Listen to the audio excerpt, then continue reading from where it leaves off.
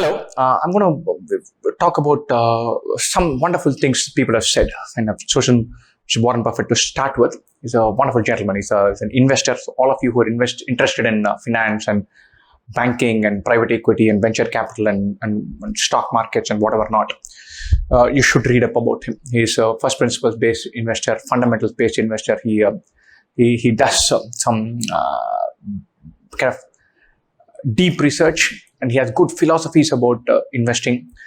He has taken stake in several companies. He runs this wonderful investing company called Berkshire Hathaway. He writes an annual letter to his fund holders, and they're good to read. He captures the gist of what's happening in the market very colloquially and very wonderfully.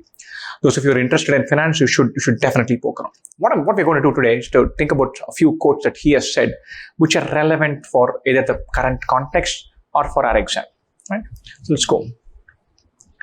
Price is what you pay, value is what you get. He had made this statement in the context of stock market investing, in the context of saying, hey, what stocks you buy, what value you get. So this is the idea of value sitting inside a stock price. Right? But I find this to be a superb, wonderful quote workable across contexts. And very often we are fixated on price. We're so fixated on price. We want to know at what price we are buying anything for. This quote is particularly relevant for services. And so we buy a streaming connection. We buy an internet connection. We buy a gym membership. We buy a subscription to a service provider. All of these. And so at the point of clicking, we do several rounds of analysis. Is it worth 3K? Should I pay 4K? Do I take the 3-month one or the 6-month one? Then the act of purchase is we have several jitters. We stop. And finally, when you put the OTP, we stop and we reanalyze it and say, do we really need it? Can I put it on hold? All of that. Several rounds of agonizing happen beforehand. And then finally, we make that purchase. Right? Our evaluation of, is this worth this? Is it good? Am I making the right decision? Is the product worthwhile? All comes in till we make that purchase. After we make that purchase, we fall into a steady state. The value in several services is on how much you can take out of it. You're taking a subscription from brilliant.org and it costs 3K, 4K a year. You can spend an hour every day and you're the guy who's spotted dirt cheap. You spend 45 minutes a year, then it's freakishly expensive. When you take the 2IM course, you spend time on it. You spend a couple of hours a day. It's the cheapest course on earth. There's enough content at a couple of hours a day to last a year and a half. Right? And there's enough value in it to take you places for whatever competitive exam you want to take. We all do several rounds of analysis till the act of purchase. Once that is completed, the onus of taking value from the service provider, from the service that is being provided, now gets transferred, sits on us. And there we sometimes we don't do enough into it. So price is what you pay, value is what you get. It's very, very suitable. So whichever subscription you paid money for, whichever course you've thought about taking, whichever membership you have subscribed to, think about it and say, look, I did so much thinking beforehand. Am I taking enough value out of it? And if you're not, then jump in and say, okay, I'll take value from it before I buy the next thing. And so taking value from a service is super crucial. And I think he captures the gist of that. This is so relevant in that context. The most expensive investment you can make is in yourself. This is true for everybody, no doubt about it. This is particularly true for young people. And so what is the biggest return generating asset you have as a 22-year-old or a 24-year-old? Yourself. And so in the early part of your career, skill yourself. Add tangible, measurable skills to yourself. Make sure that your brain is super amped up, that your processing power is very high. So the processing power, ability to use your intellect, ability to leverage how your gray cells can do, that's a starting point. Then a layer of skills get added, then network get added, then domain knowledge, expertise, all of these get added. They get added at different points of time. But the most crucial investment at each of these phases is going to be in yourself. So don't cut corners on that.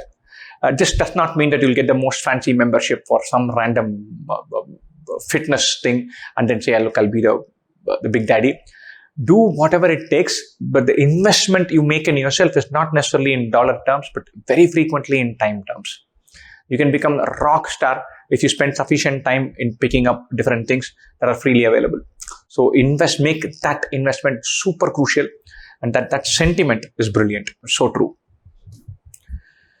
It is far better to buy a wonderful company at a fair price than to buy a fair company at a wonderful price.